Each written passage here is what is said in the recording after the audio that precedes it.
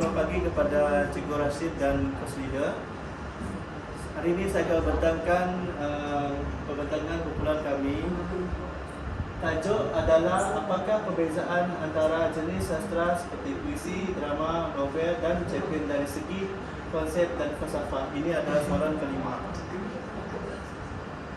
Ini adalah ahli kumpulan saya, iaitu saya adalah Puisi Uping. Yang kedua adalah Muhammad Aziz. Yang ketiga adalah Daniel Ilma. Yang keempat adalah Zairi Sukri. Pengenalan. Setiap jurnal sastra mempunyai konsep dan falsafah tersendiri yang mempengaruhi cara yang diajar. Guru perlu memilih pendekatan berbeza mengikut jenis karya, sama ada estetik, iaitu puisi, interaktif, drama, inflektif, novel atau kreatif, cerpen. Kepelbagaian ini menjadi pengajaran bahasa Melayu lebih menarik, bermakna dan berpusatkan pelajar. Puisi. Puisi adalah bentuk sastra yang menekankan keindahan bahasa, irama dan perasaan. Menggunakan gaya bahasa yang padat, simbolik dan emosi tinggi. Dalam bentuk falsafah pula, ia mementingkan kehalusan jiwa, nilai estetik dan keindahan seni bahasa, menyentuh aspek kemanusiaan, ketuhanan dan alam secara mendalam. Pengaruh terhadap pengajaran. Pendekatan estetik dan impresif, guru menekankan perasaan, nilai seni dan makna tersirat. Aktiviti seperti deklamasi, sajak, animasi, makna tersirat dan menuliskan puisi kreatif sesuai digunakan. Yang seterusnya, drama. Bentuk sastra yang berasaskan arsi, dialog dan konflik, dituliskan untuk mempersembahkan. Drama adalah mempunyai aksi, dialog dan konflik. Drama adalah mempersembahkan kepada penonton. Dari bentuk falsafah pula, menekankan interaktif, sosial dan moral manusia melalui watak dan peristiwa. Mencerminkan realiti kehidupan dan nilai kemanusiaan secara dramatik. Pengaruh terhadap pengajaran adalah pendekatan komunikatif dan interaktif, belajar melalui lakonan iaitu dan peranan. Sesuai dengan kaedah simulatif, main peranan dan improvisasi. Seorang pelakon itu adalah memainkan peranan untuk berlakon. Itu adalah peranan.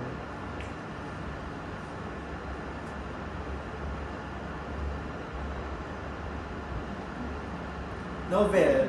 Konsep karya literatif panjang yang mengisahkan perjalanan watak. Mengandungi tema plot dan watak, kata dan gaya bahasa yang komplit.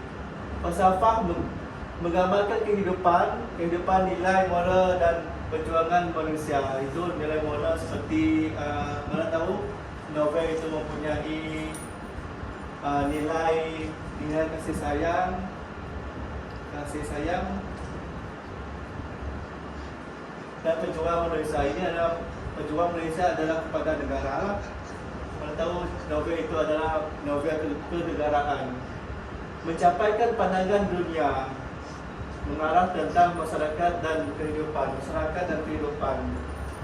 Pengaruh terhadap pengajaran. Pendekatan analitik dan detektif, guru membimbing pelajar menilai tema. Guru membimbing pelajar untuk menilai tema, persoalan dan nilai murni. Aktiviti seperti perbincangan kumpulan, pertanda watak. Dalam kelas boleh juga berbincangkan dalam pertanda seperti watak atau jurnal kreatif sesuai yang digunakan. Cerpen. Karya naratif pendek yang memberi tumpuan kepada satu tema atau peristiwa utama. Cerpen dia lebih kepada tema dan peristiwa utama. Falsafah menonjolkan suara batin manusia dan realiti kehidupan secara ringkas tetapi mendalam. Cerpen adalah secara ringkas tapi dia diterangkan secara mendalam untuk difahamkan oleh pembaca, menyampaikan mesej moral dan sosial kepada gaya yang mudah difahami, pengaruh terhadap pengajaran, pendekatan berfokus dan kreatif sesuai untuk analisis ringkas, dan aktiviti penulisan semula. Guru boleh menggunakan latihan menulis cerpen mini, ringkasan atau analisis watak.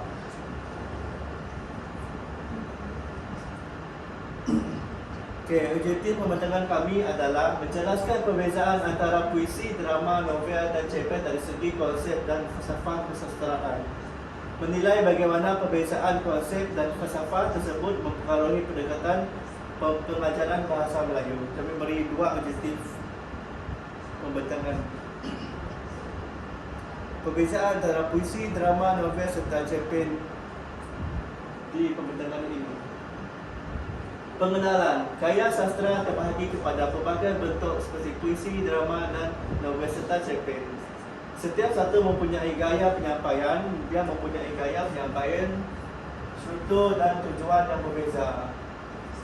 Keempat ini adalah mempunyai tujuan yang berbeza. Pemahaman tentang perbezaan ini penting untuk menghayati nilai seni dan mesej gaya sastra.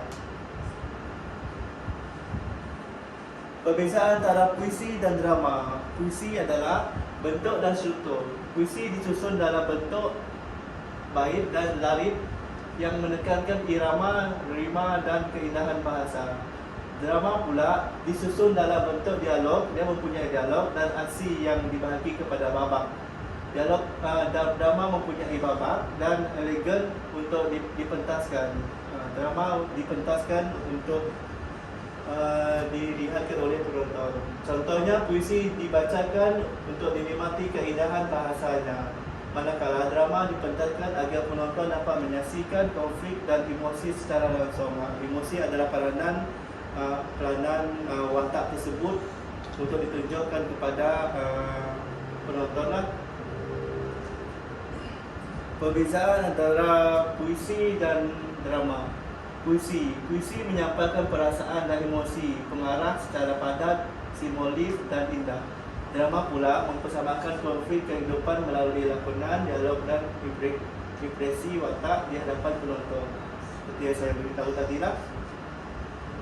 Kesimpulan terhadap kedua-dua ini, puisi menekankan keindahan bahasa, dia menekankan lebih kepada bahasa lah. Manakala drama menekankan penceritaan, drama menekankan penceritaan dan aksi watak dipentas. Yang lebih kepada pementasan drama tersebut. Perbezaan antara drama dan novel. Ini drama, novel. Drama adalah cerita untuk dipentaskan melalui arahan pentas seperti gerak tubuh, impresif dan suasana babak.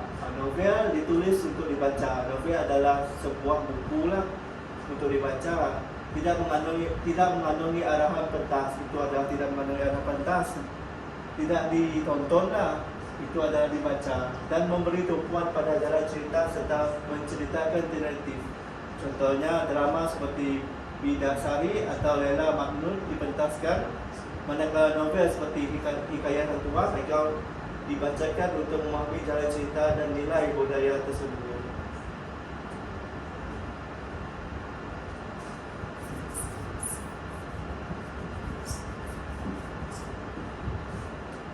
Perbezaan antara drama dan novel.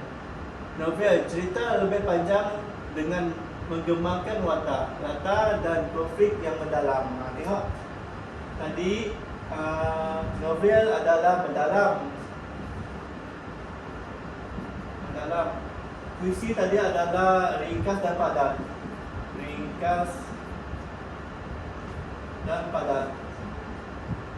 Ini adalah perbezaan antara dua, novel dan puisi. Puisi adalah ringkas dan padat.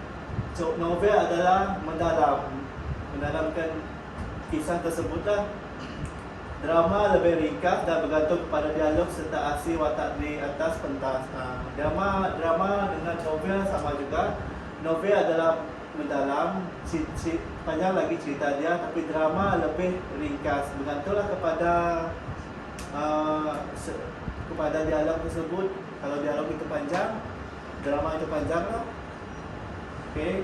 Kesimpulan, novel memberi ruang kepada imajinasi pembaca. Dia macam imagine lah, pembaca itu imagine kepada cerita novel tersebut. Dia imagine dia masa datang dia macam itu ke, atau dia sudah masa lalu dia macam itu. Sementara drama memberi pengalaman visual dan emosi secara langsung kepada penonton. Drama pun boleh juga memberi emosi kepada penonton. Contohnya pada watak tersebut dia memberi reaksi kepada penonton marah. Jadi penonton pun rasa macam kenapa dia marah. Contohlah. Okay, perbezaan novel dengan cerpen. Ini adalah perbezaan tadi yang saya cakap tadi. Panjang kaya. Novel bersifat panjang dan komplik. Tengok novel, dia adalah panjang. Tapi cerpen adalah pendek dan padat. Plot dan watak. Novel mempunyai pelbagai watak dan konflik, tapi cerpen hanya satu fokus pada utama. Cerpen hanya fokus pada satu utama, iaitu watak satu utama lah. Tapi novel mempunyai pelbagai watak. Perkembangan tema. Novel menerokai tema secara mendalam. Novel adalah setakat tadi, novel adalah mendalam. Tapi cerpen menonjolkan satu idea atau emosi sahaja. Teknik penceritaan. Novel menggunakan pelbagai teknik naratif. Tetapi cerpen menekankan kesan segera dan penutup yang kuat. Dia adalah ringkas. Itu adalah penutup yang kuat, supaya pembaca boleh faham apa yang dibaca lah mengenai cerpen tersebut. Okay, tujuan dan kesan. Novel mengajak pembaca berfikir panjang. Berfikir panjang lah sebabkan cerita novel itu adalah panjang. Jadi banyaklah babak-babak di situ. Cerpen memberi impak cepat dan ringkas. Sebab dia kan pendek. Jadi dia memberi impak lah kepada pembaca tersebut mengenai cerpen dan ringkaslah. Okay, aktiviti PDPC. Cerpen, perbincangan ringkas dan reaksi. Novel, kajian watak, nilai dan moral. Drama adalah lakonan, pembinaan skrip. Puisi adalah deklamasikan dan tafsiran makna. Okay, kepada pemilihan bahan. Guru, ini adalah pengaruh perbezaan ini terhadap pendekatan pengajaran bahasa Melayu. Pemilihan bahan. Guru memilih karya mengikut tahap dan objektif pembelajaran, iaitu cerpen untuk memahami cepat, novel untuk diamalkan mendalam. Kaedah pengajaran. Puisi memerlukan pendekatan estetik. Drama melalui lakonan dan komunikasi, iaitu novel menekankan analisis, nilai dan tema. Kemahiran bahasa. Setiap jurnal mengasahkan kemahiran berbeza. Drama melatihkan bertutur. Drama ini melatihkan seseorang itu untuk bertutur. Contohnya dia tidak malu, tapi dia malu, tapi dia mengikuti drama, dia boleh bertutur dengan jelas.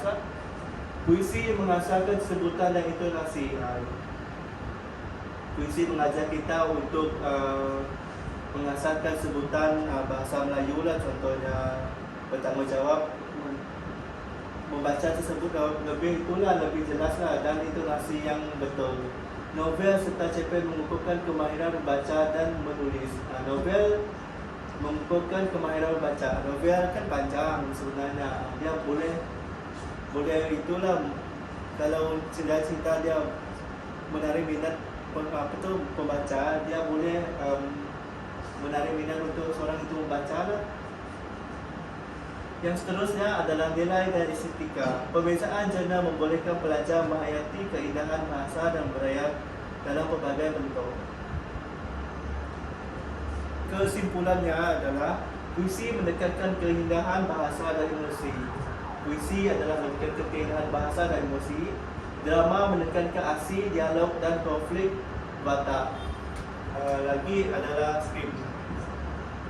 skrip. Lepas tu novel menekankan kreatif, panjang dan perkembangan watak secara mendalam. Novel adalah panjang.